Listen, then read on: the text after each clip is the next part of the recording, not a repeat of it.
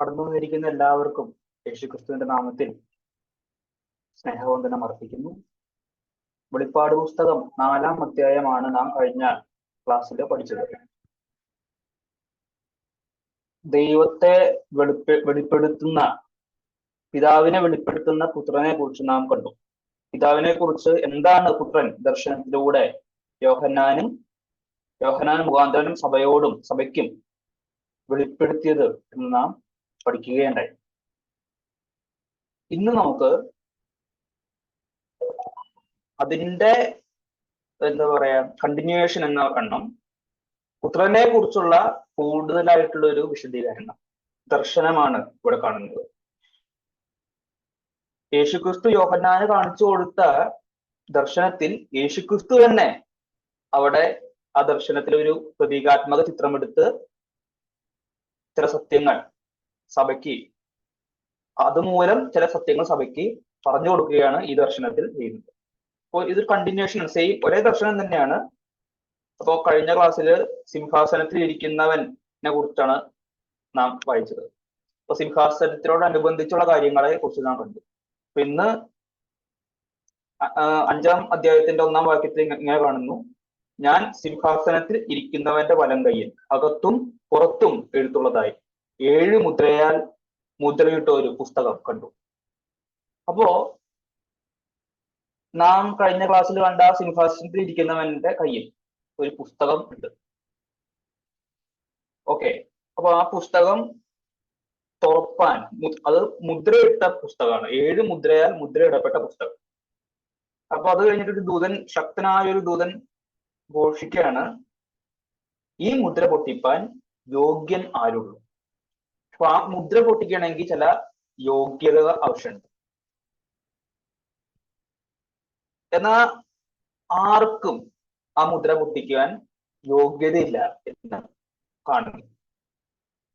അതുകൊണ്ട് ആ പുസ്തകം പൊട്ടിക്കുവാൻ ആർക്കും യോഗ്യതയില്ല. അപ്പൊ അതുകൊണ്ട് ആ പുസ്തകം മുദ്ര പൊട്ടിക്കപ്പെടാതെ ഇരുന്നാൽ ഉണ്ടാകാവുന്ന ഭവിഷ്യത്തുകൾ ഓർത്ത് യോഹന്നാൻ ഏറ്റവും കരഞ്ഞു എന്നാണ് പറയുന്നത്. അപ്പോ ഈ അധ്യായത്തിൽ പുസ്തകത്തിന്റെ ഉള്ളിൽ എന്താണ് ആ പുസ്തകത്തിൽ അടങ്ങിയിരിക്കുന്ന സന്ദേശം, അതിന്റെ ഉള്ളടക്കം എന്നുള്ളത്, ഇതാണ് പുസ്തകത്തിന്റെ ഉള്ളടക്കം എന്ന് ഡയറക്റ്റ്ലി പറഞ്ഞിട്ടില്ല.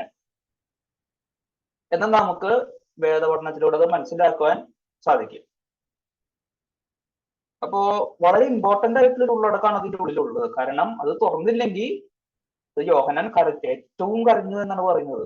അപ്പൊ അതൊരു നിസ്സാരമായിട്ട് തള്ളി കളയേണ്ട ഒരു പുസ്തകമല്ല അത് എന്ന് നാം ഓർക്കണം. അപ്പോ എന്താണ് ഈ പുസ്തകം? ദൈവത്തിന്റെ കയ്യിലുള്ള, സിംഹാസനത്തിൽ ഇരിക്കുന്നവന്റെ കയ്യിലുള്ള പുസ്തകം എന്താണെന്ന് അറിയണമെങ്കിൽ നമുക്ക് ദൈവത്തിന്റെ നിർണയങ്ങൾ എന്ന വിഷയം, ഗോഡ്സ് ഡിക്രീ എന്നുള്ള വിഷയത്തിൽ നമുക്ക് ചില കാര്യങ്ങളൊന്ന് പഠിക്കേണ്ടതുണ്ട്. അപ്പൊ ആദ്യം ആമുഖമായിട്ട് അതൊന്ന് പഠിച്ചിട്ട് നമുക്ക് അത് ഈ വിഷയമായിട്ട്, ഈ അധ്യായവുമായിട്ട് നമുക്ക് ബന്ധപ്പെടുത്താം. ദൈവത്തെ കുറിച്ചുള്ള ഒരു പ്രാഥമിക വചന സത്യം നാം മനസ്സിലാക്കണം. ദൈവത്തിന്റെ സർവാധികാരം എന്ന സത്യം, ദൈവം തന്റെ സൃഷ്ടിയെ ഭരിക്കുന്നു എന്ന സത്യം, തന്റെ സൃഷ്ടികളുടെ സകല പ്രവൃത്തികളുടെയും ചിന്തകളുടെയും മേൽ ദൈവം സർവശക്തനാണ് എന്ന സത്യം, ഇതൊരു ദൈവവചന സത്യമാണ്. കാരണം വചനത്തിൽ രേഖപ്പെടുത്തിയിരിക്കുന്നത് കൊണ്ട് മാത്രം നമുക്ക് മനസ്സിലാക്കാൻ പറ്റുന്ന ഒരു സത്യം. തന്റെ സൃഷ്ടികളുടെ സകല പ്രവൃത്തികളുടെയും ചിന്തകളുടെയും മേൽ ദൈവം ഭരിക്കുന്നു എന്നുള്ള സത്യം. ഒരു കാര്യം ഒന്ന് അടിവരയിട്ട് പറയണം: തന്റെ സൃഷ്ടികളുടെ സകല പ്രവൃത്തികളുടെയും സകല ചിന്തകളുടെയും മേൽ ദൈവം ഭരിക്കുന്നു എന്ന സത്യം. അതാണ് ദൈവത്തിന്റെ സർവാധികാരം. തന്റെ അധികാര പരിധിയുടെ പുറത്ത് ഒന്നും തന്നെ സംഭവിക്കുന്നില്ല. അപ്പൊ അതിന് തെളിവുകൾ നമുക്ക് ഞാൻ ഒന്ന് നിരത്താം. അതിനു മുൻപ് ഭൂമിയിൽ സംഭവിക്കുന്ന എല്ലാം തന്നെ ദൈവനിർണയം എന്നുള്ള രീതിയിലാണ് വചനം പറഞ്ഞിരിക്കുന്നത്. എഫെസ്യർ ലേഖനം 1-ാം അധ്യായം 11-ാം വാക്യം, എഫെസ്യർ 1:11. അവനിൽ നാം അവകാശവും പ്രാപിച്ചു, തന്റെ ഹിതത്തിന്റെ ആലോചന പോലെ സകലവും പ്രവർത്തിക്കുന്നവന്റെ നിർണയപ്രകാരം നിയമിക്കപ്പെട്ട. അപ്പോ അവിടെ കർത്താവിനെ കുറിച്ച് പറഞ്ഞേക്കുന്നത് ഇങ്ങനെയാണ്: തന്റെ ഹിതത്തിന്റെ ആലോചന പോലെ സകലവും പ്രവർത്തിക്കുന്നവൻ. അപ്പൊ അവൻ പ്രവർത്തിക്കുന്നത് തന്റെ ഹിതത്തിന്റെ ആലോചന പോലെയാണ്.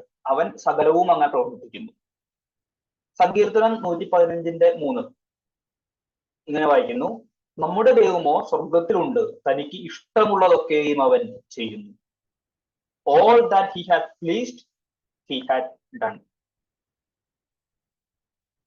ഇതിനോടനുബന്ധിച്ച് നാം അറിഞ്ഞിരിക്കേണ്ട ഒരു കാര്യമാണ് യഹോവയ്ക്ക് എല്ലാം അറിയാം എന്നുള്ളത്.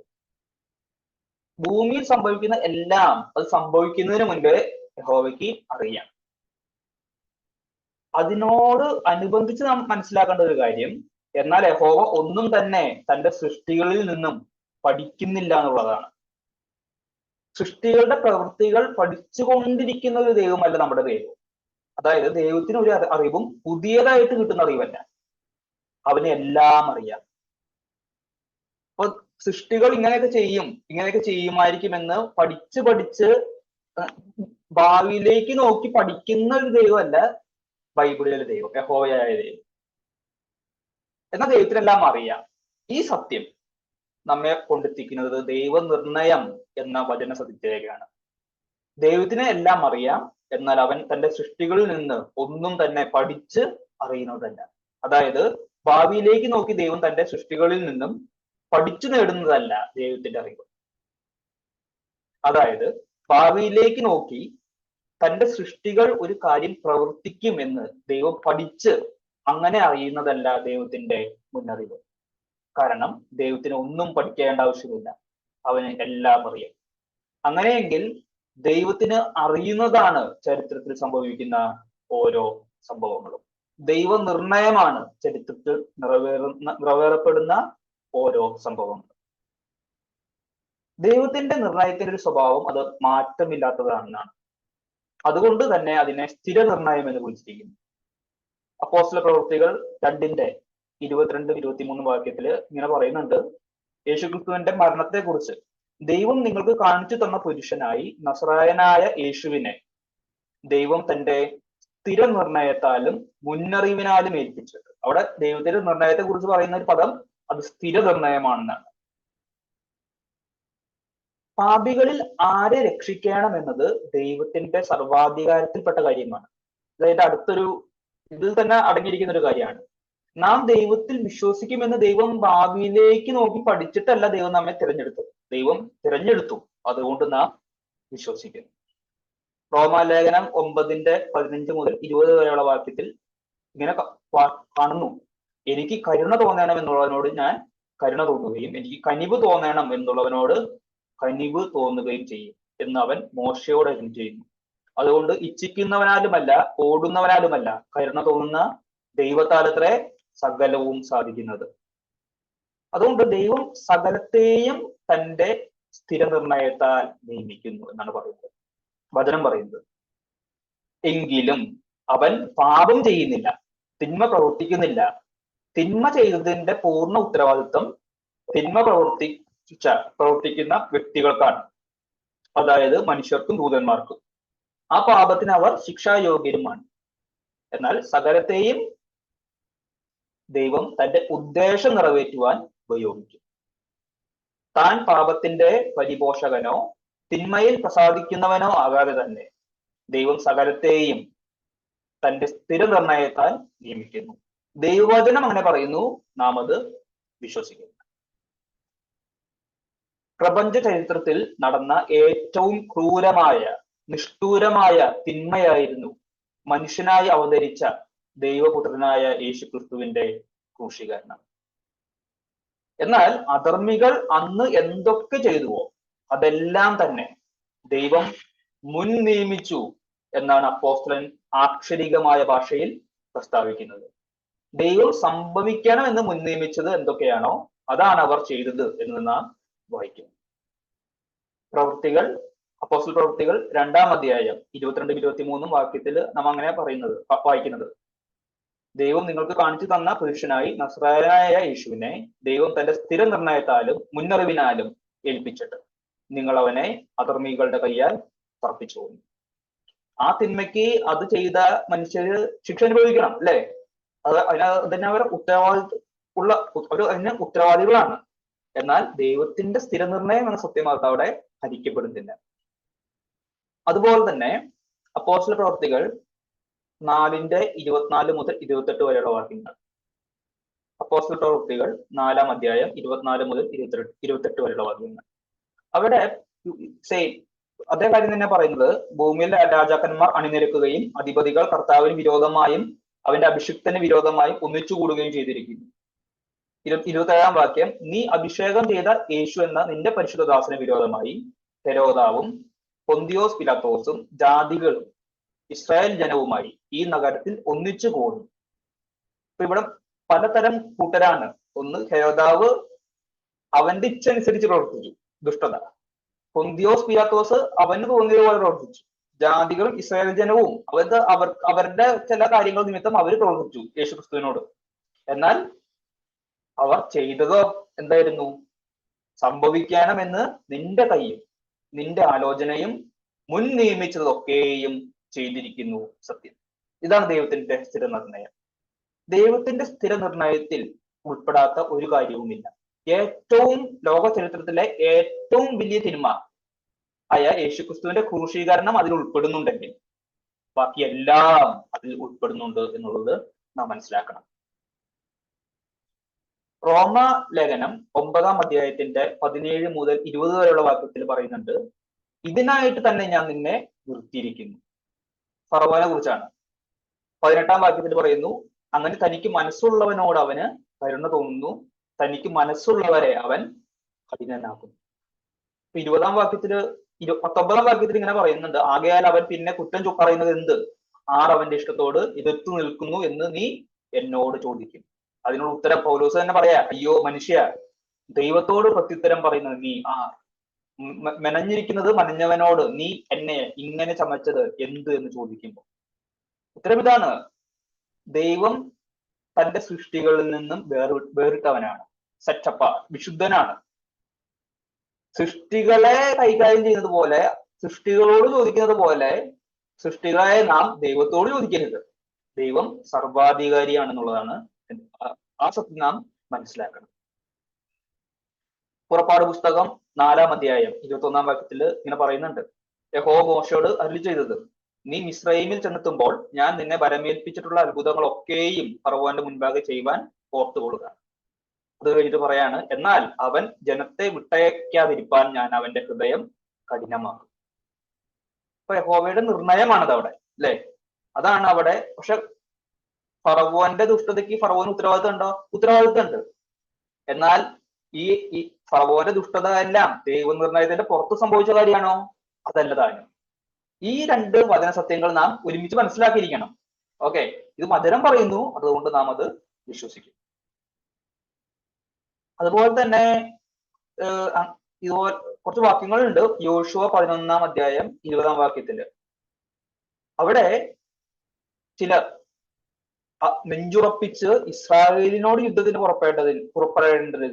പുറപ്പെടേണ്ടതിന് യഹോവ സമ്മതി വരുത്തി എന്നാണ് പറയുന്നത്. യഹോവയുടെ നിർണയമാണത്. അതുപോലെ തന്നെ ന്യായാധിപന്മാർ 3-ാം അധ്യായം 12-ാം വാക്യത്തില് യഹോവ മോവാബ് രാജാവായ എഗ്ലോനെ ഇസ്രായേലിന് വിരോധമായി ബലപ്പെടുത്തി. വെളിപ്പാട് പുസ്തകം 17-7 നാം ഇനി തുടർന്ന് പഠിക്കും വരും ആഴ്ചകളില്.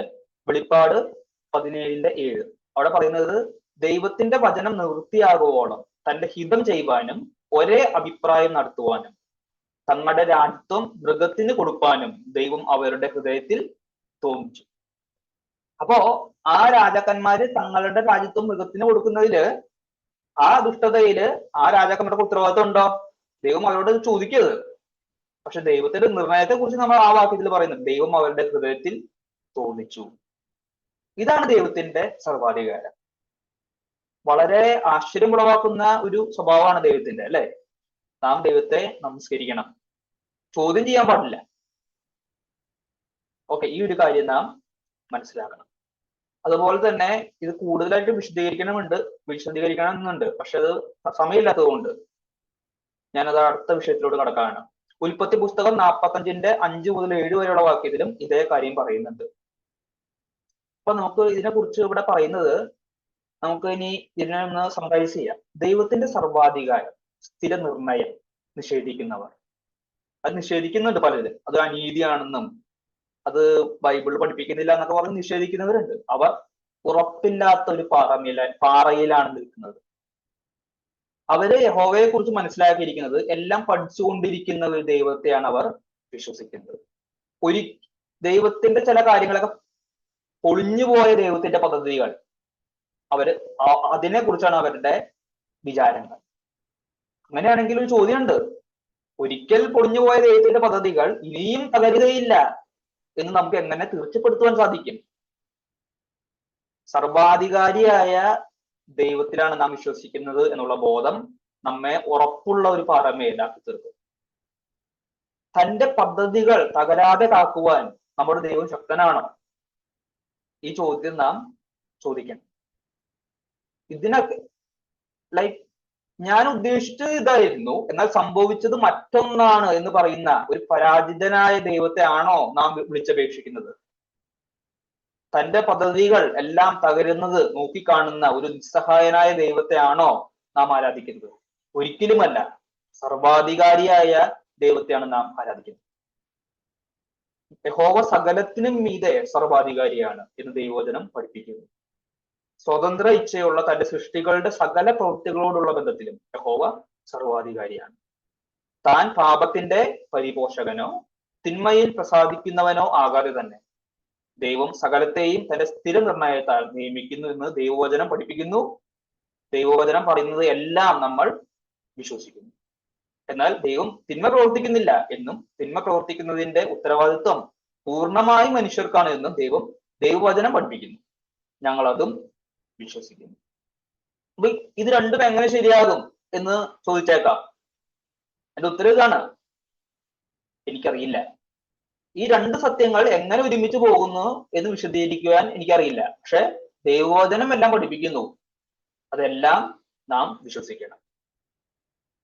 ഓക്കെ, അപ്പൊ നമുക്ക് ഇങ്ങനെ വേണമെങ്കിൽ അതിനെ ഒന്ന് സമറൈസ് ചെയ്യാം. പാപത്തിന്റെ പരിപോഷകനോ ഉപജ്ഞാതാവോ ആകാതെ തന്നെ സകലത്തെയും തന്റെ സ്ഥിര നിർണയത്താൽ നിയമിക്കുവാൻ സർവാധികാരിയായ യഹോവ സർവശക്തനാണ്, അവൻ സർവജ്ഞാനിയുമാണ്.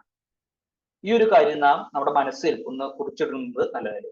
ഇനി പുസ്തകവും ദൈവനിർണയവും എന്നുള്ളൊരു കാര്യം അറിയണമെങ്കിൽ സങ്കീർത്തനം 139 അതിന്റെ 2 മുതൽ 6 വരെയുള്ള വാക്യങ്ങൾ, 15 മുതൽ 18 വരെയുള്ള വാക്യങ്ങൾ.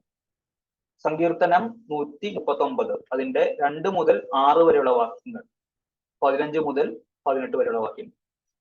അത് അവിടെ പറയുന്നത്, ഞാൻ ഇരിക്കുന്നതും എഴുന്നേൽക്കുന്നതും നീ അറിയുന്നു, എന്റെ നിരൂപണം നീ ദൂരത്ത് നിന്ന് ഗ്രഹിക്കുന്നു, എന്റെ നടപ്പും കിടപ്പും നീ ശോധന ചെയ്യുന്നു, എന്റെ വഴികളൊക്കെ നിനക്ക് മനസ്സിലായിരിക്കുന്നു. അത് അങ്ങനെ പറഞ്ഞു പോവാണ്. ഓക്കെ, അത് കഴിഞ്ഞിട്ട് 6-ാം വാക്യത്തിൽ പറയുന്നു, ഈ പരിജ്ഞാനം എനിക്ക് അത്യത്ഭുതമാകുന്നു, അത് എനിക്ക് ഗ്രഹിച്ചുകൂടാതെ വണ്ണം ഉന്നതമായിരിക്കുന്നു.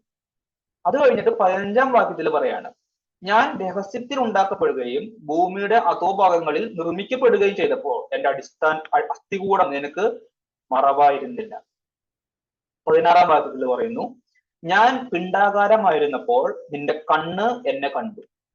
അത് കഴിഞ്ഞിട്ട് ശ്രദ്ധിക്കുക, നിയമിക്കപ്പെട്ട നാളുകളിൽ ഒന്നും ഇല്ലാതിരുന്നപ്പോൾ അവയെല്ലാം നിന്റെ പുസ്തകത്തിൽ എഴുതിയിരുന്നു. ഇവിടെയാണ് നമ്മെ കുറിച്ചുള്ള എല്ലാ കാര്യങ്ങളും ദൈവത്തിന് അറിയാമെന്ന് പറഞ്ഞിട്ട് പറയാണ്, ഇതെല്ലാം നിയമിക്കപ്പെട്ട നാളുകളിൽ ഒന്നുമില്ലാതിരുന്നപ്പോൾ എന്ന് പറഞ്ഞു കഴിഞ്ഞാൽ ലോകസ്ഥാപനത്തിന് മുൻപേ ഒന്നുമില്ലാതിരുന്നപ്പോൾ നിന്റെ പുസ്തകത്തിൽ അത് എഴുതിയിരിക്കും. ഓക്കെ, ദൈവത്തിന്റെ സ്ഥിര നിർണയത്തോടുള്ള ബന്ധത്തിലാണ് ദൈവത്തിന്റെ കയ്യിലുള്ള പുസ്തകം എന്ന ആശയം വരുന്നത്. ദൈവത്തിന്റെ നിർണയങ്ങൾ പുസ്തകത്തിൽ എഴുതപ്പെട്ടവയാണ് എന്നതുകൊണ്ട് അത് മാറ്റമില്ലാത്തതാണ് എന്ന് ഉറപ്പിക്കുകയാണ് ചെയ്യുന്നത്. മറന്നു പോകുന്ന ഒരു കാര്യമല്ല, ഇറ്റ് ഈസ് ഫിക്സ്ഡ് ആണ്, സ്ഥിര നിർണയമാണ്. വെളിപ്പാട് പുസ്തകത്തിൽ നാം വായിച്ച ഭാഗത്ത് പറഞ്ഞിരിക്കുന്ന സിംഹാസനത്തിൽ ഇരിക്കുന്നവന്റെ വലങ്കയിലുള്ള പുസ്തകം പ്രതീകാത്മകമായി സൂചിപ്പിക്കുന്നത് ചരിത്രത്തിൽ സംഭവിക്കുവാനുള്ള ദൈവത്തിന്റെ നിർണയങ്ങളെയാണ്. ഇനി നമുക്ക് പുസ്തകത്തിന്റെ ഉള്ളടക്കം എന്താണെന്ന് പരിശോധിക്കാം. വെളിപ്പാട് പുസ്തകത്തിന്റെ പശ്ചാത്തലത്തിൽ ദൈവജനത്തിന്റെ രക്ഷയ്ക്കും തന്റെ ശത്രുക്കളുടെ ന്യായവിധിയുമാണ് ആ പുസ്തകത്തിന്റെ ഉള്ളടക്കം. ആ ഒരു പശ്ചാത്തലത്തിലാണ് അത് പറഞ്ഞിരിക്കുന്നത്. ചരിത്രത്തിലെ എല്ലാ കാര്യങ്ങളും എന്നുള്ള ആശയമല്ല അവിടെ ഉള്ളത്. എന്നാൽ ദൈവജനത്തിന്റെ രക്ഷയും ശത്രുക്കളുടെ ന്യായവിധിയും. കുഞ്ഞാട് മുദ്രകൾ പൊട്ടിക്കുമ്പോൾ എന്താണ് സംഭവിക്കുന്നത് എന്ന് നാം വായിക്കുന്നുണ്ട്. ദൈവജനത്തോടുള്ള ബന്ധത്തിലുള്ള കഷ്ടപ്പാടുകളും അതിനുശേഷമുള്ള രക്ഷയും ദൈവജനത്തെ പീഡിപ്പിച്ചവരെ ന്യായം വിധിക്കുന്നത് നാം കാണുന്നു. വെളിപ്പാട് 6:1. അതുപോലെ തന്നെ ദാനിയേൽ 12-ാം അധ്യായം 4 മുതൽ 9 വരെയുള്ള വാക്യത്തിൽ അവിടെ അന്ത്യകാലം വരെ ഈ വചനങ്ങളെ അടച്ച് പുസ്തകത്തിന് മുദ്രയിടുക എന്നുള്ളൊരു പ്രയോഗം കാണുന്നുണ്ട്. അവിടെയും ദൈവജനത്തിന്റെ രക്ഷയും ദൈവജനത്തെ പീഡിപ്പിക്കുന്നവരെ, അവരെ ഉപദ്രവിക്കുന്നവരുടെ ന്യായവിധിയുമാണ് ആ പുസ്തകത്തിന്റെ വിഷയം. വെളിപ്പാട് പുസ്തകത്തിലും അത് തന്നെ. അപ്പോ 1-ാം വാക്യത്തിൽ നാം ഇവിടെ വെളിപ്പാട് 5:1 അകത്തും പുറത്തും എഴുത്തുള്ളതായി 7 മുദ്രയാൽ മുദ്രയിട്ട ഒരു പുസ്തകം. 2-ാം വാക്യത്തിൽ വായിക്കുന്നു, ആ പുസ്തകം തുറപ്പാനും അതിന്റെ മുദ്ര പൊട്ടിപ്പാനും യോഗ്യൻ ആരുള്ളൂ എന്ന് ശക്തനായൊരു ദൂതൻ ഘോഷിക്കുന്നു.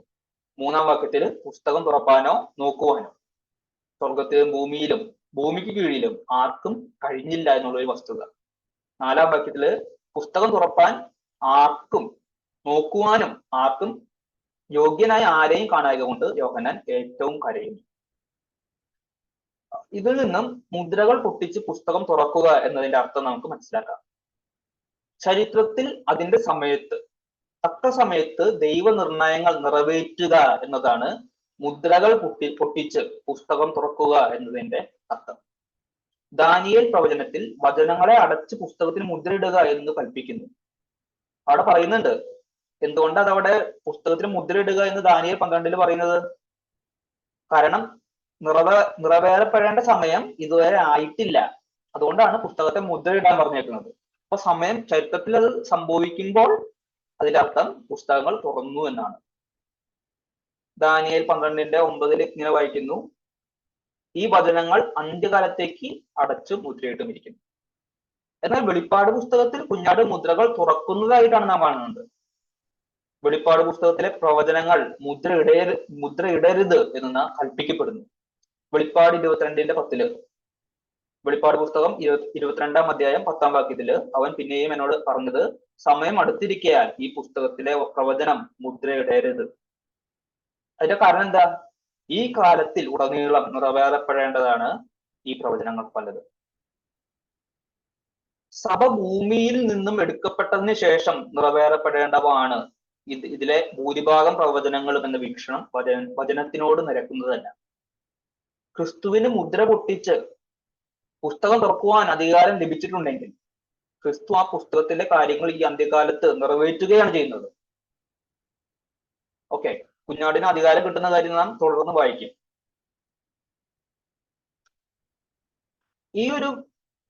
ഇതിനോടുള്ള ബന്ധത്തില് എന്തുകൊണ്ട് യോഹന്നാൻ കരഞ്ഞു എന്നുള്ളതിനും പ്രസക്തിയുണ്ട്. പുസ്തകം തുറക്കപ്പെടുന്നില്ലെങ്കിൽ അതിന്റെ അനന്തരഫലം ഇതാണ്: വിശ്വാസികളെ രക്ഷിക്കുവാനും അവരെ പീഡിപ്പിച്ചവരെ ശിക്ഷിക്കുവാനും ഉള്ള ദൈവവിധി ചരിത്രത്തിൽ നടപ്പാക്കപ്പെടാതെ പോകും. അതുകൊണ്ടാണ് യോഹന്നാൻ കരയുന്നത്. അപ്പോ അതൊരു വളരെ വിശ്വാസികളോടുള്ള ബന്ധത്തിൽ വളരെ പ്രസക്തിയുള്ള ഒരു കാര്യമാണ് ഈ പുസ്തകം. ഇനി 5-ാം വാക്യം മുതൽ 7-ാം വാക്യം വരെ ഉള്ള വാക്യങ്ങളിൽ കുഞ്ഞാട് പുസ്തകം വാങ്ങുന്നു എന്നാണ് വായിക്കുന്നത്. 5-ാം വാക്യം, കരയേണ്ട, ഒരുവൻ ജയം പ്രാപിച്ചിരിക്കുന്നു, പുസ്തകവും അതിന്റെ മുദ്രയും 7 മുദ്രയും തുറപ്പത്തക്കവണ്ണം ജയം പ്രാപിച്ചിരിക്കുന്നു. ആര്? കുഞ്ഞാട്. കർത്താവായ യേശുക്രിസ്തുവിനെയാണ് കുഞ്ഞാട് എന്ന് അഭിസംബോധന ചെയ്യുന്നത്. കർത്താവായ യേശുക്രിസ്തു ജയം പ്രാപിച്ചത് കൊണ്ട് അവൻ പുസ്തകം തുറപ്പാൻ യോഗ്യത നേടി എന്ന് നാം വായിക്കുന്നു. ഇവിടെ ഒരു കാര്യം നാം ശ്രദ്ധിക്കണം. പുസ്തകം തുറക്കാൻ തക്കവണ്ണം ജയം പ്രാപിച്ചു എന്ന് പറഞ്ഞു കഴിഞ്ഞാൽ പുസ്തകം തുറക്കുവാനുള്ള ഒരു യോഗ്യതയാണ് ജയം പ്രാപിക്കുക എന്നത്. ഇതൊന്ന് ഓർത്തിരിക്കുക. കർത്താവായ യേശുക്രിസ്തു ജയം പ്രാപിച്ചത് കൊണ്ട് ദൈവജനത്തിന്റെ രക്ഷയും അവരെ പീഡിപ്പിച്ച പീഡകരുടെ ന്യായവിധിയും സുനിശ്ചിതമാണ് എന്നാണ് ഇവിടെ വായിക്കുന്നത്. ദൈവമക്കൾക്ക് ആശ്വസിക്കാം. യോഹന്നാൻ കരയേണ്ടതില്ല എന്ന് മൂപ്പന്മാർ പറയുന്നു. ക്രിസ്തുവിന്റെ വാഴ്ചയെയും രക്ഷയെയും പ്രവചിക്കുവാൻ പഴയ നിയമത്തിൽ കാണുന്ന പദപ്രയോഗങ്ങൾ ഉപയോഗിച്ച് ക്രിസ്തുവിനെ വിശേഷിപ്പിച്ചിരിക്കുന്നു. ഒന്ന്, 5-ാം വാക്യത്തിൽ യഹൂദാഗോത്രത്തിലെ സിംഹം. യേശുക്രിസ്തുവിന് ലഭിച്ച രാജകീയ ഭരണത്തെ ഇത് സൂചിപ്പിക്കുന്നു. യേശുക്രിസ്തു ഇന്ന് രാജാവാണ്. ഉൽപ്പത്തി പുസ്തകം 49-ാം അധ്യായം 1:8 മുതൽ 12 വരെയുള്ള വാക്യത്തിൽ യഹൂദാഗോത്രത്തിലെ ഒരു അന്ത്യകാലത്ത് വരുവാനുള്ള ഒരു രാജാവിനെ കുറിച്ച് അവിടെ കാണുന്നുണ്ട്. അവകാശമുള്ളവൻ വരുവോളം ചെങ്കോൽ യഹൂദായിൽ നിന്നും രാജദണ്ഡ് അതിന്റെ കാലുകളുടെ ഇടയിൽ നിന്നും നീങ്ങിപ്പോകയില്ല. ആ അവകാശമുള്ളവൻ യഹൂദാഗോത്രത്തിലെ സിംഹം, അധിപതി കർത്താവായ യേശുക്രിസ്തുവാണ്, കുഞ്ഞാടാണ് എന്നാണ് ഇവിടെ പറയുന്നത്. രണ്ടാമത്തെ വിശേഷണം ദാവീദിന്റെ വേര് എന്നാണ്. യെശയ്യാ പ്രവചനം 11-ാം അധ്യായം 1 മുതൽ 5 വരെയുള്ള വാക്യത്തിൽ ഇശ്ശായിയുടെ കുറ്റിയിൽ നിന്ന് ഒരു മുള പൊട്ടി പുറപ്പെടുമെന്ന് നാം വായിക്കുന്നുണ്ട്. ആ മുള, ദാവീദിന്റെ വേര്, അത് യേശുക്രിസ്തുവാണ് എന്ന് വെളിപ്പാട് പുസ്തകം പറയുന്നു. വെളിപ്പാട് 5:6 ഒരു കുഞ്ഞാട് അറുക്കപ്പെട്ടതുപോലെ നിൽക്കുന്നത് കണ്ടു എന്നാണ് വായിക്കുന്നത്. അതും പ്രവചന നിവൃത്തിയാണ്. യെശയ്യാ പ്രവചനം 53:7 കൊല്ലുവാൻ കൊണ്ടുപോകുന്ന കുഞ്ഞാടിനെ പോലെ, രോമം കത്തിരിക്കുന്നവരുടെ മുൻപാകെ മിണ്ടാതെ ഇരിക്കുന്ന ആടിനെ പോലെ അവൻ വായ് തുറക്കാതിരിക്കും. യേശുക്രിസ്തു ഒരു കുഞ്ഞാടാണ്. 6-ാം വാക്യത്തില് കുഞ്ഞാടിന് 7 കൊമ്പുണ്ട് എന്ന് പറയുന്നു. കൊമ്പ് പ്രതീകാത്മകമായി സൂചിപ്പിക്കുന്നത് ശക്തിയെയാണ്, ബലം, പവർ. ആവർത്തന പുസ്തകം 33:17 സങ്കീർത്തനം 89:17 ഈ ഒരു ആശയമാണ് കാണുന്നത്. കൊമ്പിനെ അധികാരം, ശക്തിയോട് പ്രതീകാത്മകമായിട്ട് ഉപമിച്ചിരിക്കുന്നു. കുഞ്ഞാട് സർവശക്തനാണ്, 7 കൊമ്പുള്ളവൻ സർവശക്തനാണ് എന്നാണ് ഇത് സൂചിപ്പിക്കുന്നത്. ഇനി 6-ാം വാക്യത്തിൽ കുഞ്ഞാടിന് സർവഭൂമിയിലേക്ക് അയച്ചിരിക്കുന്ന 7 ദേവാത്മാക്കളായ 7 കണ്ണുമുണ്ട് എന്ന് പറയുന്നു. പരിശുദ്ധാത്മാവിനെ കുറിച്ചുള്ള ഒരു പ്രതീകാത്മക ചിത്രമാണിത്. ക്രിസ്തുവിന്റെ കണ്ണുകളായി പരിശുദ്ധാത്മാവിനെ ചിത്രീകരിച്ചിരിക്കുന്നു. 7-ാം വാക്യത്തിൽ നാം വായിക്കുന്നു, അവൻ വന്ന്, അതായത് കുഞ്ഞാട് വന്ന് സിംഹാസനത്തിൽ ഇരിക്കുന്നവന്റെ വലം കൈയിൽ നിന്ന് പുസ്തകം വാങ്ങി.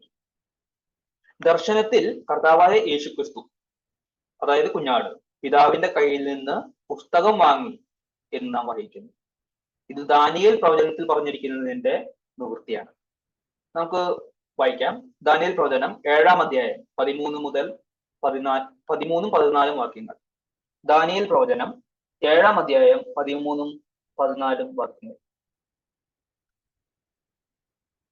രാത്രി ദർശനങ്ങളിൽ മനുഷ്യപുത്രനോട് സദൃശനായ ഒരുത്തൻ ആകാശമേഘങ്ങളോടെ വരുന്നത് കണ്ടു. അവൻ വയോധികന്റെ അടുക്കൽ ചെന്നു. അവർ അവനെ അവന്റെ മുൻപിൽ അടുത്തു വരുമാറാക്കി. സകല വംശങ്ങളും ജാതികളും ഭാഷക്കാരും അവനെ സേവിക്കേണ്ടതിന് അവന് ആധിപത്യവും മഹത്വവും രാജ്യത്വവും ലഭിച്ചു. അവന്റെ ആധിപത്യം നീങ്ങിപ്പോകാത്ത നിത്യാധിപത്യവും അവന്റെ രാജ്യത്വം നശിച്ചു പോകാത്തതും ആകുന്നു.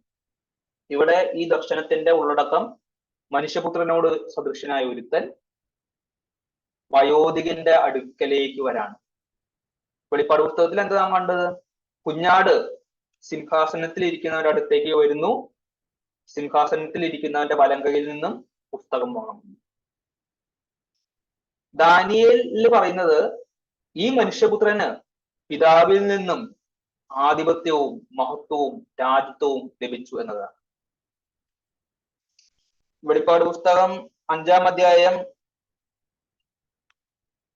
അതിന്റെ 12-ാം വാക്യത്തില് ഈ പുസ്തകം വാങ്ങുന്നതിനെ വിശദീകരിച്ചിരിക്കുന്നത് ഇങ്ങനെയാണ്: അറുക്കപ്പെട്ട കുഞ്ഞാട് ശക്തിയും ധനവും ജ്ഞാനവും ബലവും ബഹുമാനവും മഹത്വവും സ്തോത്രവും ലഭിപ്പാൻ യോഗ്യൻ. അവന്റെ അധികാരം കിട്ടി എന്നുള്ളതാണ്.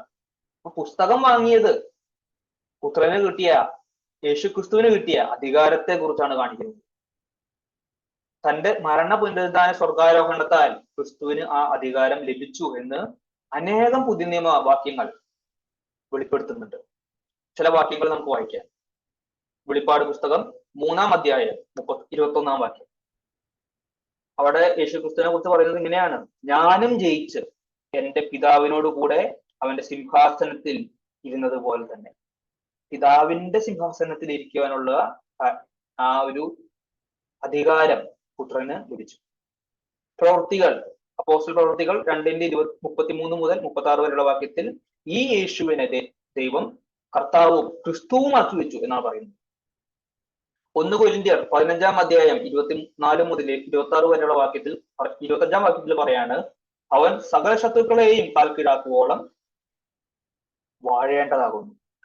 ക്രിസ്തു വാഴുകയാണ് എന്നാണ് അവിടെ പറയുന്നത്.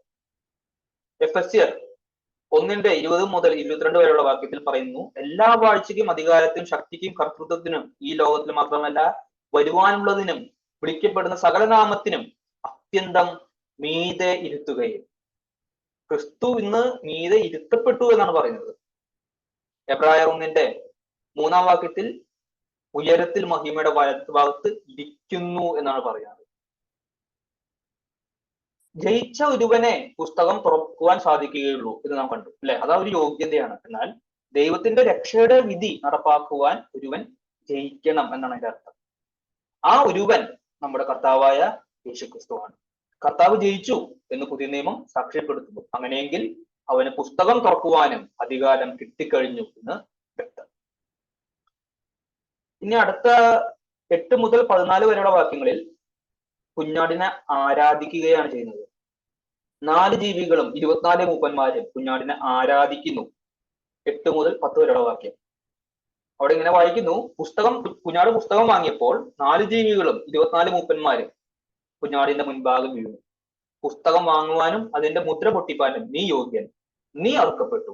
നിന്റെ രക്തം കൊണ്ട് സർവ്വഗോത്രത്തിലും ഭാഷയിലും വംശത്തിലും ജാതിയിൽ നിന്നുള്ളവരെ ദൈവത്തിനായി വിലയ്ക്ക് വാങ്ങി. ഞങ്ങളുടെ ദൈവത്തിന് അവരെ രാജ്യവും പുരോഹിതന്മാരും ആക്കി വെച്ചു. അവർ ഭൂമിയിൽ വാഴുന്നു എന്നൊരു പുതിയ പാട്ട് അവർ പാടുന്നു. ഇവിടെ നാം കാണുന്നത് കുഞ്ഞാടിന്റെ മുൻപാകെ വീഴുകയാണ് 4 ജീവികളും 24 മൂപ്പന്മാരും.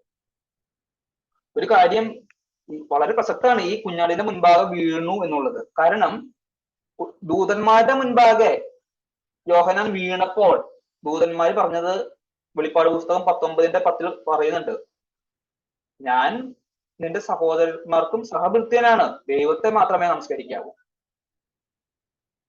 അതുകൊണ്ട് താൻ ദൈവമല്ല എങ്കിൽ, കുഞ്ഞാട് ദൈവമല്ല എങ്കിൽ തന്റെ മുൻപിൽ വീണ് നമസ്കരിക്കുന്നവരോട് കുഞ്ഞാട് എന്ത് പറയുമായിരുന്നു? എന്നെ നമസ്കരിക്കരുത്, ദൈവത്തെ മാത്രം നമസ്കരിക്കുക. എന്നാൽ കുഞ്ഞാട് അങ്ങനെ പറയുന്നില്ല. കുഞ്ഞാട് അവരുടെ നമസ്കാരം സ്വീകരിക്കുകയാണ് ചെയ്യുന്നത്. കാരണം കുഞ്ഞാട് പിതാവിന് തുല്യനാണ്.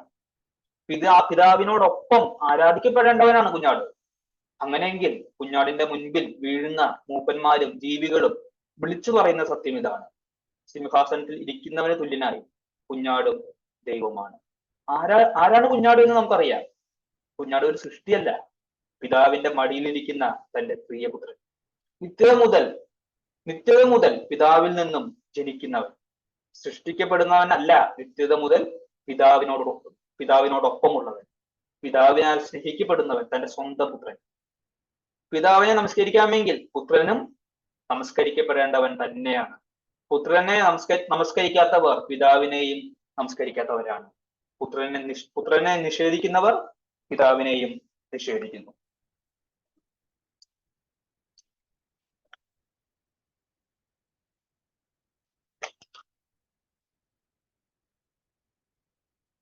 അത് കഴിഞ്ഞിട്ടൊരു അവർ പുതിയ പാട്ട് പാടുന്നു എന്നാണ് പറയുന്നത്. പുതിയ പാട്ട് എന്നുള്ള ആശയം എപ്പോഴും രക്ഷയോടുള്ള ബന്ധത്തിലാണ് പറയുന്നത്. റെഫറൻസുകൾ ഞാൻ തരാം, സമയം അതുകൊണ്ട് വായിക്കുന്നില്ല. സങ്കീർത്തനം 33:3, സങ്കീർത്തനം 40:3, 96:1, 98:1, യെശയ്യാവ് 42:9-10. ഇവിടെയൊക്കെ രക്ഷയോടുള്ള ബന്ധത്തിൽ പുതിയ പാട്ട് എന്നുള്ളൊരു ആശയം പറയുന്നുണ്ട്. ഒരു വാക്യം പാടാം, അവന് പുതിയ പാട്ട് പാടുവിൻ, ഘോഷസ്വരത്തോടെ നന്നായി വാദ്യം വായിക്കും. യെശയ്യാവ് 42:10 വാക്യത്തിൽ പറയുന്നു, യഹോവയ്ക്ക് ഒരു പുതിയ പാട്ടും ഭൂമിയുടെ അറ്റത്തു നിന്ന് അവൻ സ്തുതിയും പാടും. അന്ത്യകാലത്ത് വെളിപ്പെടുന്ന രക്ഷയോടനുബന്ധിച്ചാണ് ഇത് പറയുന്നത്.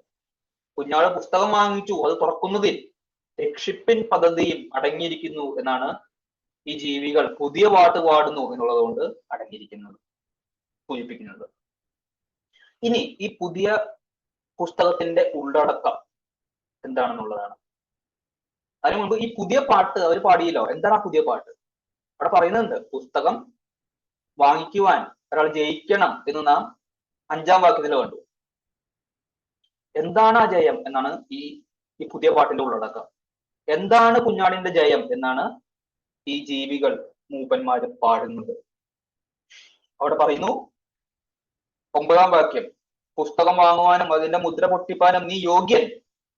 അതിന്റെ കാരണം പറയാണ്, ആ പുത്രന് യോഗ്യത നൽകിയ ആ ജയത്തിന്റെ ജയം, ആ ജയം എന്താണ് വിശദീകരിക്കുകയാണ്. നീ അറുക്കപ്പെട്ടു, നീ ഒരു ജനത്തെ വിലക്കി വാങ്ങി. അവരും പാടുകയാണ്, അതാണ് കുഞ്ഞാടിന്റെ യോഗ്യത.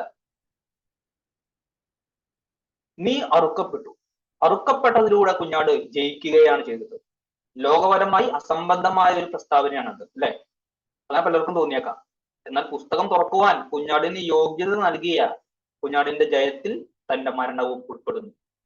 തിരഞ്ഞെടുക്കപ്പെട്ടവരുടെ രക്ഷയും ലോക വീണ്ടെടുപ്പും ആണ് മുദ്രയുള്ള പുസ്തകത്തിന്റെ പ്രധാന ഉള്ളടക്കം എന്ന് നാം വിലയിരുത്തി. അങ്ങനെയെങ്കിൽ ആ കാര്യങ്ങളുടെ സാക്ഷാത്കരണമാണ് മുദ്ര പൊട്ടിച്ച് അത് തുറക്കുക എന്നത്.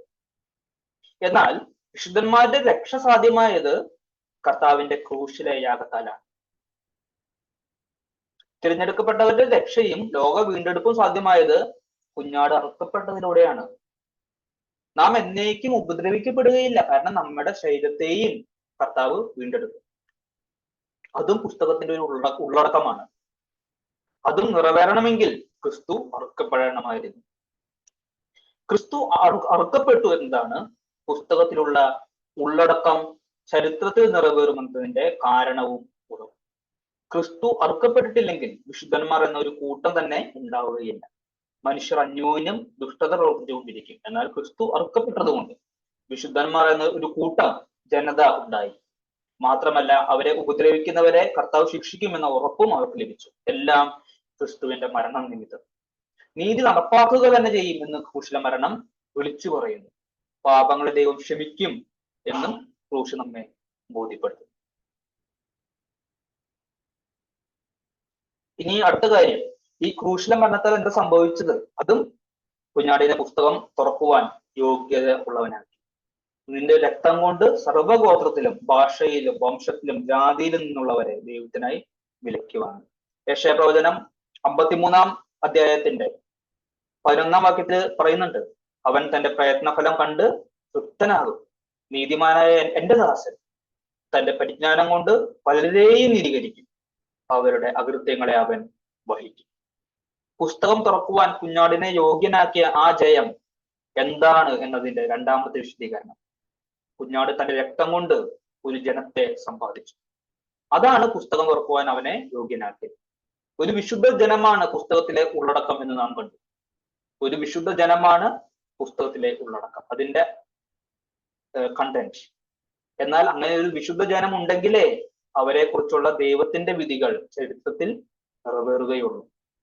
ആ ഒരു ജനത്തെ കുഞ്ഞാട് സമ്പാദിക്കുകയാണ് തന്റെ അറുക്കപ്പെടലിലൂടെ ചെയ്തത്. പ്രവൃത്തികളുടെ പുസ്തകം 20-28 തന്റെ സഭയെയാണ് കുഞ്ഞാട് സമ്പാദിച്ചത്. പിതാവിനോടുള്ള കുഞ്ഞാടിന്റെ സ്നേഹത്തെ കുറിച്ച് നാം ഇവിടെ കാണുന്നുണ്ട്, അല്ലെ? എന്ത് വലിയ സ്നേഹമാണ്! തന്റെ പിതാവിനെ സ്നേഹിച്ചാണ് പുത്രൻ ഇതെല്ലാം ചെയ്തത്. ദൈവത്തിന്റെ നിർണയങ്ങൾ,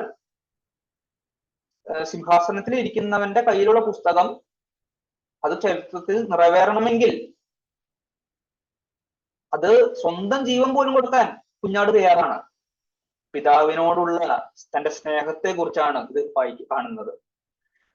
പുത്രനെ ആരും നിർബന്ധിച്ചില്ല. യോഹന്നാൻ 10-17-18 വാക്യത്തിൽ പറയുന്നത് ഞാൻ തന്നെ അതിനെ കൊടുക്കുന്നു എന്നാണ് പറയുന്നത്. ഒരു നിർബന്ധം ഒന്നുമില്ല, ഞാൻ തന്നെ അതിനെ കൊടുക്കുന്നു. പിതാവിനോടുള്ള സ്നേഹത്താൽ എല്ലാം ചെയ്യുന്ന ദൈവത്തിന്റെ പ്രിയപുത്രൻ. ദൈവത്തിന്റെ നിർണയങ്ങൾ ചരിത്രത്തിൽ സംഭവിക്കണമെങ്കിൽ, കുഞ്ഞാട് അറുക്കപ്പെടണമെങ്കിൽ അതിനും കുഞ്ഞാട് തയ്യാറാണ്. ഇത് നമുക്കുള്ളൊരു പാഠം കൂടിയാണ്, അല്ലെ? നാം എങ്ങനെ ക്രിസ്തീയ ജീവിതം നയിക്കണം എന്നതിന്റെ ഒരു പരിശുദ്ധ ദൃഷ്ടാന്തം, തികഞ്ഞ മാതൃകയാണ് കുഞ്ഞാട്. ഒന്ന് ഓർത്തിരിക്കുന്നത് നല്ലതാണ്. മൂന്നാമത്തത്, ഞങ്ങളുടെ ദൈവത്തിന് അവരെ രാജ്യവും പുരോഹിതന്മാരും ആക്കി വെച്ചു, അവർ ഭൂമിയിൽ വാഴുന്നു. താൻ സമ്പാദിച്ച ആ ജനത്തെ വീണ്ടെടുത്ത് അവരെ രാജകീയ പുരോഹിത വർഗമാക്കിയതും പുസ്തകം തുറക്കുവാൻ കുഞ്ഞാടിനെ യോഗ്യനാക്കുന്നു. പുസ്തകത്തിലെ ഉള്ളടക്കത്തിന്റെ ഒരു സൂചന കൂടിയാണത്. ചില കാര്യങ്ങളൊന്നും വിശദീകരിക്കാം. ദൈവം ആദാമിനെ തന്റെ പ്രതിനിധിയായി ഭൂമിയിൽ വാഴുവാനാണ് സൃഷ്ടിച്ചത്. എന്നാൽ ദൈവത്തോട് മത്സരിക്കുക നിമിത്തം അവന് ആ ഉത്തരവാദിത്വം നിറവേറ്റുവാൻ സാധിച്ചില്ല. മനുഷ്യകുലം ആദാമിൽ വീണതുകൊണ്ട് പുരുഷനിൽ നിന്നും ജനിച്ച ഒരുവന് പോലും ദൈവം കൊടുത്ത ആ ദൗത്യം നിറവേറ്റുവാൻ സാധിക്കില്ല. അവർ ധാർമ്മികമായി അശക്തരാണ്. ദൂതന്മാർക്കും നിറവേറ്റുവാൻ സാധിക്കില്ല. മനുഷ്യർക്ക് ദൈവം കൊടുത്ത ദൗത്യം ഒരു മനുഷ്യൻ തന്നെ നിറവേറ്റുകയും വേണം. ഒരു മനുഷ്യനുമില്ല അത് നിറവേറ്റുവാൻ, ഒരു ദൂതനും സാധ്യമല്ല. വിത്തുക മുതൽ താൻ സ്നേഹിക്കുന്ന തന്റെ പ്രിയപുത്രനെ പിതാവ് മനുഷ്യ സാദൃശ്യത്തിൽ അയച്ചു. യേശുക്രിസ്തു പൂർണ്ണ ദൈവവും പൂർണ്ണ മനുഷ്യനുമാണ്.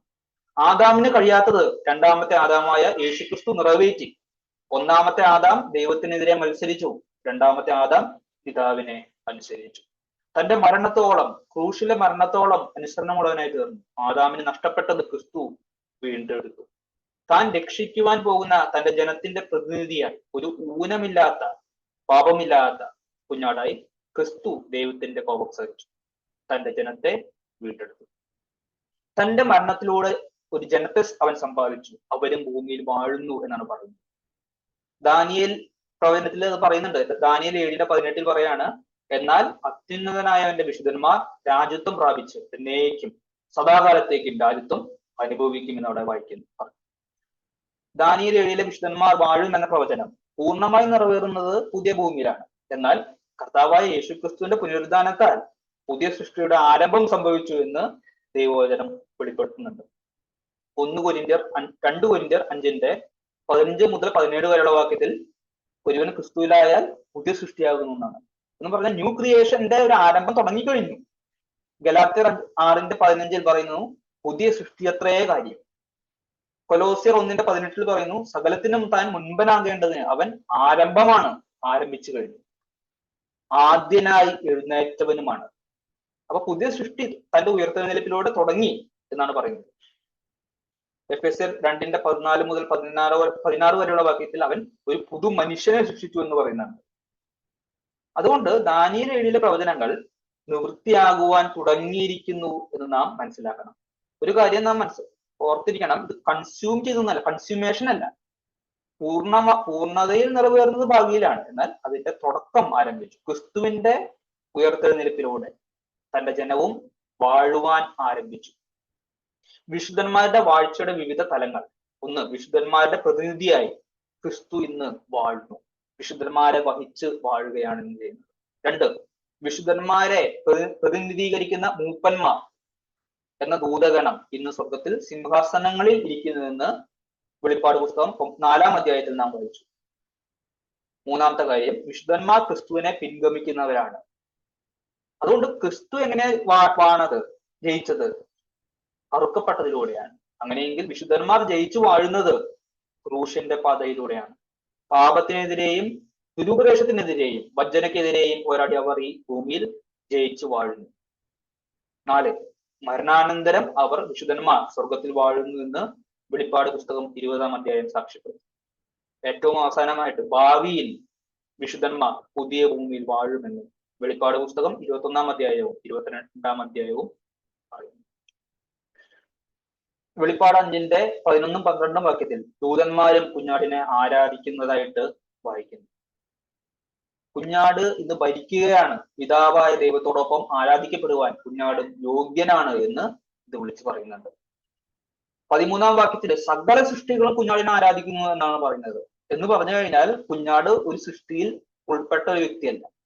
സൃഷ്ടികളുടെ മേൽ കർത്താവായ സൃഷ്ടാവാണ് കുഞ്ഞാട്. അതുകൊണ്ടാണ് സകല സൃഷ്ടികളും കുഞ്ഞാടിനെ ആരാധിക്കുന്നത്. നമ്മുടെ സമയം അതിക്രമിച്ചുവെങ്കിലും ഈ ദർശനത്തിന്റെ എന്തുകൊണ്ട് ഈ ദർശനം സഭയെ കാണിക്കുന്നു എന്ന് ചില കാര്യങ്ങളൊന്ന് കൺക്ലൂഡ് ചെയ്ത് പറയാൻ ആവശ്യമുണ്ട്. അതൊന്ന് നമുക്ക് ചെയ്യാം. ഈ ദർശനം എന്തുകൊണ്ട് സഭയെ കാണിച്ചു? 1-ാം നൂറ്റാണ്ടിലുള്ള സഭയെ കാണിച്ചു. 5-6 പോയിന്റ്സ് ഉണ്ട്. 1-ാമത്തെ പോയിന്റ്, റോമൻ ഭരണതലവനായ കൈസറിനെ കർത്താവും ദൈവവുമായി നമസ്കരിക്കണമെന്ന് റോമൻ ഭരണാധികാരികൾ വിശ്വാസികളെ നിർബന്ധിച്ചിരുന്ന കാലമായിരുന്നു. അതിന് തയ്യാറാകാത്തവർ പലരും കൊല്ലപ്പെട്ടു. ഈ ദർശനത്തിലൂടെ ദൈവം അവരെ ഉറപ്പിക്കുന്നു, സകല സൃഷ്ടികളും ആരാധിക്കേണ്ടത് പിതാവായ ദൈവത്തെയും ക്രിസ്തുവിനെയുമാണ്. ക്രിസ്തുവാണ് കർത്താവ്, സീസർ അല്ല. എല്ലാ ഭരണാധികാരികളും ക്രിസ്തുവിന്റെ മുൻപിൽ തങ്ങളുടെ മുട്ടുമടക്കി അവനെ കർത്താവെന്ന് ഏറ്റുപറയേണ്ടി വരുമെന്ന് ദർശനത്തിലൂടെ കാണിക്കുന്നു. എന്നാൽ ഇപ്പോഴേ അങ്ങനെ പറയുന്നവർ ഭാഗ്യവാന്മാരാണ്, വിശ്വാസികൾ ഭാഗ്യവാന്മാരാണ്. രണ്ടാമത്തെ ആപ്ലിക്കേഷൻ, കർത്താവായ യേശുക്രിസ്തുവിൽ നിന്നും രാഷ്ട്രീയ നേട്ടങ്ങൾ പ്രതീക്ഷിച്ച അവിശ്വാസികളായ യഹൂദന്മാർ അവനെ ക്രൂശിലേറ്റി. യേശുക്രിസ്തുവിനെ ഏറ്റുപറഞ്ഞ വിശ്വാസികളെ അവർ ഉപദ്രവിച്ചു, റോമൻ ഭരണത്തിന് ഏൽപ്പിച്ചു കൊടുത്തു. എന്നാൽ അവർ ക്രൂശിച്ച യേശുക്രിസ്തുവിന് സർവ അധികാരവും വീണ്ടെടുപ്പിന്റെ നിർണയങ്ങൾ ചരിത്രത്തിൽ അവർ ക്രൂശിച്ച യേശുക്രിസ്തുവിന് സകല അധികാരവും നൽകപ്പെട്ടു കഴിഞ്ഞു എന്ന് ഈ ദർശനം വെളിപ്പെടുത്തുന്നു. യഹോവയുടെ വീണ്ടെടുപ്പിന്റെ നിർണയങ്ങൾ, അതായത് പുസ്തകം ചരിത്രത്തിൽ നടപ്പാക്കുവാൻ തക്കവണ്ണം ദൈവപുത്രനായ യേശുക്രിസ്തുവിന് സർവാധികാരവും നൽകപ്പെട്ടിരിക്കുന്നു. കുഞ്ഞാട് പുസ്തകം വാങ്ങി തുറക്കുന്നു, അതിനവൻ യോഗ്യനാണ് എന്ന് ഈ ദർശനം വെളിപ്പെടുത്തുന്നു. 3, വിശ്വാസികളെ അവിശ്വാസികളായ യഹൂദന്മാർ ഉപദ്രവിച്ചിരുന്ന കാലം. എന്നാൽ ഈ ദർശനം പറയാണ്, അവിശ്വാസികളായ യഹൂദന്മാരാൽ പീഡിപ്പിക്കപ്പെടുന്ന സഭ സാക്ഷാൽ ഇസ്രായേലിയരാണ്. കാരണം അവർ രാജകീയ പുരോഹിത വർഗമാണെന്നാണ് പറയുന്നത്. പുറപ്പാട് 19-ാം അധ്യായം 5-ഉം 6-ഉം വാക്യത്തിൽ ഇസ്രായേലിനെയാണ് രാജകീയ പുരോഹിത വർഗം എന്ന് പറഞ്ഞേക്കുന്നത്. ഇവിടെ വിശുദ്ധന്മാരെ ആണ് അങ്ങനെ പറഞ്ഞേക്കുന്നത്. അവർ ഇന്ന് പാപത്തിനെതിരെയും ദുരുപദേശങ്ങൾക്കെതിരെയും പോരാടി വാഴുന്നു എന്ന് ബോധ്യപ്പെടുത്തുന്നു. 4, ലോക ചരിത്രത്തിലെ ഏറ്റവും നിഷ്ഠൂരവും ദുഷ്ടതയും നിറഞ്ഞ മനുഷ്യരുടെ പ്രവൃത്തിയായിരുന്നു യേശുക്രിസ്തുവിനെ ക്രൂശിലെ മരണം. എന്നാൽ ദുഷ്ട മനുഷ്യരുടെ ആ ചെയ്തികൾ ദൈവത്തിന്റെ മുൻനിർണയമായിരുന്നു എന്നും ആ പ്രവൃത്തിയിലൂടെ ദൈവം തന്റെ ഹിതം നിറവേറ്റി എന്നും ഈ ദർശനം ബോധ്യപ്പെടുത്തുന്നു. മരണത്തിലൂടെ അവൻ പുസ്തകം തുറക്കുവാൻ യോഗ്യത നേടുകയായിരുന്നു, അതായത് ജയിക്കുകയായിരുന്നു. വിശ്വാസികളുടെ വാഴ്ചയും കുഞ്ഞാട് പോയ അതേ പാതയിലൂടെയാണ് എന്നും ഇത് സൂചിപ്പിക്കുന്നുണ്ട്. മരണത്തിലൂടെയും കഷ്ടതയിലൂടെയും ജയിച്ചു വാഴുക, കുഞ്ഞാടിന്റെ പാതയിലൂടെ. 5, യേശുക്രിസ്തുവിന്റെ സുവിശേഷം നിമിത്തം പീഡനങ്ങളിലൂടെ കടന്നു പോകുന്ന സഭയോടാണ് ഈ ദർശനം കൊടുക്കുന്നത്. എന്നാൽ അവർ അനുഭവിക്കുന്ന പീഡനങ്ങൾ ദൈവത്തിന്റെ നിർണയങ്ങളാണെന്നും അവരുടെ വിശുദ്ധീകരണത്തിന് വേണ്ടി ദൈവം അത് നിർണയിച്ചതാണെന്നും വിശ്വാസികൾ മനസ്സിലാക്കണം. വിശ്വാസികൾ ഇന്ന് ഉപദ്രവം സഹിക്കുന്നുണ്ടെങ്കിൽ അതിന്റെ അർത്ഥം കർത്താവ് വാഴുന്നില്ല എന്നല്ല. കർത്താവ് ഉപദ്രവങ്ങളെയും വിശ്വാസികളുടെ ആത്യന്തിക രക്ഷയ്ക്കായി നിർണയിച്ച് തന്റെ വാഴ്ചയാൽ നടപ്പാക്കുന്നത് കൊണ്ടാണ് അത് സംഭവിക്കുന്നതെന്ന് നാം വിശ്വസിക്കണം. ദൈവത്തിന്റെ സർവാധികാരം അംഗീകരിക്കുന്നവർക്ക് കഷ്ടതകളിലും സന്തോഷിക്കുവാൻ സാധിക്കുകയുള്ളൂ. 6, അനേകം കുറവുകൾ, അതായത് തെറ്റുകൾ ഉള്ള സഭകൾക്കാണ് ഈ ദർശനം നൽകുന്നത്. എന്നാൽ കുഞ്ഞാടിന്റെ രക്തത്താൽ അവർ ജയിക്കുന്നവരുടെ കൂട്ടത്തിലാണ് എന്ന് ഈ ദർശനം ബോധ്യപ്പെടുന്നു. കാരണം കുഞ്ഞാട് ജയിച്ച ആ ജയത്തിൽ ഇതും അടങ്ങിയിരിക്കുന്നു. നീ അറുക്കപ്പെട്ടു, നിന്റെ രക്തം കൊണ്ട് സർവഗോത്രത്തിലും ഭാഷയിലും വംശത്തിലും ജാതിയിലും നിന്നുള്ളവരെ ദൈവത്തിനായി വിലക്കി വാങ്ങി. ഞങ്ങളുടെ ദൈവത്തിന് അവരെ രാജ്യവും പുരോഹിതന്മാരുമാക്കി വെച്ചു. അവർ ഭൂമിയിൽ വാഴുന്നു എന്നൊരു പുതിയൊരു പാട്ട് അവർ പാടുന്നു. ഒരു ജനത്തെ അവരുടെ പാപങ്ങളിൽ നിന്ന് വിലക്കി വാങ്ങിയാണ് കുഞ്ഞാട് ജയിച്ചത്. കുഞ്ഞാടിന്റെ ജയം നിവർത്തിക്കപ്പെട്ട ജയമാണ്. അങ്ങനെയെങ്കിൽ കുഞ്ഞാട് വിലക്കി വാങ്ങിയ ആ ജനവും ജയിക്കുക തന്നെ ചെയ്യും. കർത്താവ് തന്റെ സഭയെ അവരുടെ തന്നെ പാപങ്ങളിൽ നിന്നും ശത്രുക്കളുടെ പീഡനത്തിൽ നിന്നും രക്ഷിക്കും. കർത്താവ് തന്റെ സഭയെ രക്ഷിച്ചുകൊണ്ടിരിക്കുന്നു, അതായത് വിശുദ്ധീകരണത്തിലൂടെ ഇനിയും രക്ഷിക്കും. തിരസ്കരണം. റോമർ 8:37 അതുകൊണ്ട് ഇങ്ങനെ നാം വായിക്കുന്നു, നാമോ നമ്മെ സ്നേഹിച്ചവൻ മുഖാന്തരം ഇതിലൊക്കെയും പൂർണ്ണജയം പ്രാപിച്ചിരിക്കുന്നു. 7, വിശ്വാസികൾ ഇന്ന് വാഴുന്നവരാണ്. ഞങ്ങളുടെ ദൈവത്തിന് അവരെ രാജ്യവും പുരോഹിതന്മാരും ആക്കി വെച്ചു, അവർ ഭൂമിയിൽ വാഴുന്നു എന്നാണ് നാം വായിക്കുന്നത്. ആ ബോധം ഓരോ വിശ്വാസിക്കും ഉണ്ടായിരിക്കണം. ഓരോ കുടുംബത്തിനും ഉണ്ടായിരിക്കണം, ഓരോ സഭകൾക്കും ഉണ്ടായിരിക്കണം. പാപങ്ങൾക്കെതിരെയും ദുരുപദേശങ്ങൾക്കെതിരെയും പോരാടിയാണ് ഇവർ ജയിക്കുന്നത്. സ്വന്തം ജീവിതത്തിലെ പാപങ്ങൾക്കെതിരെ അവർ പോരാടുന്നു, മടുത്തു പോകാതെ പോരാടുന്നു, ക്രിസ്തുവിൽ ആശ്രയിച്ച് പോരാടുന്നു. സഭയിലേക്ക് കടന്നു വരുവാൻ ശ്രമിക്കുന്ന എല്ലാ ദുരുപദേശങ്ങൾക്കെതിരെയും അവർ പോരാടുന്നു. അവർ രാജാക്കന്മാരാണ്. ആ ഒരു ബോധം എല്ലാവർക്കും ഉണ്ടായിരിക്കണം. ഈ ഭൂമിയിൽ ദൈവം ഓരോരുത്തർക്കും ഏൽപ്പിച്ച കാര്യങ്ങൾ, അതായത് സ്വന്തം ജീവിതം, കുടുംബം, സഭ, ഇതിനെ ശത്രുവിന്റെ വഞ്ചനയിൽ നിന്നും സംരക്ഷിക്കുവാൻ ഓരോ വിശ്വാസിയും സജീവമായി ഉത്സാഹത്തോടെ പ്രവർത്തിക്കണം, ഉറങ്ങാതെ പ്രവർത്തിക്കണം. പ്രാർത്ഥനയിലൂടെയും വചനം പഠിച്ച് അനുസരിച്ച് പ്രസംഗിക്കുന്നതിലൂടെയും സാധ്യമാണ്. ക്രിസ്തു ജയിച്ചു എങ്കിൽ ക്രിസ്തുവിലുള്ള നാം എല്ലാവരുടെയും ജയം സുനിശ്ചിതമാണ്. ക്രിസ്തുവിൽ നാമും ജയിച്ച് വാഴുന്നവരാണ്. ഏറ്റവും അവസാനമായിട്ട് നമുക്ക് മനസ്സിലാക്കേണ്ടത് നമ്മുടെ സഭയുടെ ആരാധന എങ്ങനെയായിരിക്കണമെന്ന് ഈ ദർശനം ബോധ്യപ്പെടുത്തും. ദൈവത്തെ കേന്ദ്രീകരിച്ചുള്ള ആരാധനയാണ് നാം സ്വർഗത്തിൽ കണ്ടത്. എല്ലാം സിംഹാസനത്തിന്റെ ചുറ്റിലുമാണ് സ്ഥിതി ചെയ്യുന്നത്. ദൈവത്തെ കേന്ദ്രീകരിച്ചാണ് എല്ലാം നിലനിൽക്കുന്നത് തന്നെ. ആ ബോധം നമ്മിൽ വേണം. ദൈവത്തിന്റെ സകല പ്രവൃത്തികളും നിമിത്തം എല്ലാവരും ദൈവത്തെ നമസ്കരിക്കുന്നു. തന്റെ പ്രവൃത്തികളിലൂടെ ദൈവം മഹത്വപ്പെടുന്നു. എല്ലാം ദൈവ കേന്ദ്രീകൃതമാണ്. നമ്മുടെ ചിന്തയും അതായിരിക്കണം, ദൈവത്തിന്റെ മഹത്വം. നമ്മുടെ സാക്ഷ്യം, നമ്മുടെ പ്രാർത്ഥന, നമ്മുടെ പാട്ടുകൾ എല്ലാം നമ്മെ കേന്ദ്രീകരിച്ചാകരുത്. നാം നമ്മെ കേന്ദ്രീകരിച്ച് ജീവിക്കാൻ തുടങ്ങിയാൽ നാം നമ്മെ തന്നെ ആരാധിക്കുകയാണ് എന്നാണ് അർത്ഥം. വിഗ്രഹങ്ങളെ ആരാധിക്കുന്നവർ വിഗ്രഹങ്ങളെ പോലെയാകും. അങ്ങനെയാണെങ്കിൽ സ്വയം ആരാധിക്കുന്നവർ സ്വയത്താൽ പതപ്പതിച്ചു പോകും. നമ്മുടെ കഷ്ടപ്പാടുകൾ, ദുരിതങ്ങൾ, ഇതിലെല്ലാം ശ്രദ്ധ കേന്ദ്രീകരിച്ച് അങ്ങനെയാണ് നാം നടക്കുന്നതെങ്കിൽ നമ്മുടെ ആരാധനയും അതായി പോകും. നാം അനുഭവിക്കുന്ന കഷ്ടപ്പാട് മാത്രമാണ് നമ്മുടെ മനസ്സിലുള്ളൂ എങ്കിൽ നമ്മുടെ ആരാധനയും സാക്ഷ്യവും പാട്ടും എല്ലാം നമ്മെ കുറിച്ചുള്ളതായിരിക്കും. എന്നാൽ ദൈവത്തെ കേന്ദ്രമാക്കി തങ്ങളുടെ ജീവിതത്തെ ആരാധനയെ ക്രമപ്പെടുത്തുന്നത്, ദൈവത്തിന്റെ പ്രവൃത്തികളെ കുറിച്ച് ചിന്തിച്ച് ദൈവത്തെ മഹത്വപ്പെടുത്തുന്നത്, അവർ ദൈവത്തോട് സദൃശന്മാരായി വളരും. നാം ആരെ ആരാധിക്കുന്നുവോ അതിനോട് നാം സദൃശന്മാരാകുമെന്നാണ് പ്രിൻസിപ്പിൾ. അങ്ങനെയെങ്കിൽ ക്രിസ്തീയ ജീവിതത്തിൽ വളരുവാൻ നാം എന്ത് ചെയ്യണം? ഈ ഒരു കാര്യം ചെയ്താൽ മതി. സത്യദൈവത്തെ അവൻ ആരാകുന്നു എന്ന് മനസ്സിലാക്കി അവനെ അതുപോലെ ആരാധിക്കുക. ഈ ഒരു കാര്യം മാത്രം ചെയ്താൽ മതി, നാം ദൈവത്തിന് സദൃശ്യന്മാരാകും. നാം വിഗ്രഹങ്ങളെ നമസ്കരിക്കുകയാണെങ്കിൽ നാം വിഗ്രഹത്തിന് സദൃശ്യന്മാരാകും.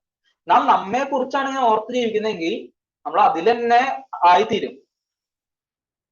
എന്നാൽ ദൈവത്തെ കുറിച്ച് പഠിച്ച് ദൈവത്തെ കുറിച്ച് നമുക്ക് തോന്നുന്നത് പോലെ മനസ്സിലാക്കി ആരാധിച്ചു കഴിഞ്ഞാൽ അത് സത്യദൈവത്തെയല്ല ആരാധിക്കുന്നത്, നമുക്ക് തോന്നുന്ന ഒരു ബിംബത്തെയാണ് ആരാധിക്കുന്നത്. അപ്പൊ നമ്മൾ അതുപോലെ തന്നെ ആവും. അതുകൊണ്ടാണ് തിയോളജി പഠിക്കുന്നത് വളരെ ഇമ്പോർട്ടന്റ് ആണ്. തിയോളജി പഠിക്കുന്നത് നമ്മൾ പുച്ഛിച്ച് തള്ളേണ്ട ഒരു കാര്യമല്ല. നാം ആരെ ആരാധിക്കണമെന്ന് അവനെ അറിഞ്ഞ് ആരാധിക്കണം. അങ്ങനെയെങ്കിൽ നാം അവനോട് സദൃശന്മാരാകും. അതുകൊണ്ട് നമുക്ക് നമ്മുടെ ജീവിതത്തിൽ പല തെറ്റുകൾ വന്നിട്ടുണ്ടാകും. നമുക്ക് അതെല്ലാം കരുണാസമ്പന്നനായ യഹോവയോട് തെറ്റ് ഏറ്റുപറഞ്ഞ് ഉപേക്ഷിക്കാം. ദൈവത്തെ അറിയുവാൻ നാം ഉത്സാഹിക്കാം. സത്യദൈവത്തെ കേന്ദ്രീകരിച്ച് നമ്മുടെ ആരാധന രൂപപ്പെടുത്തുക.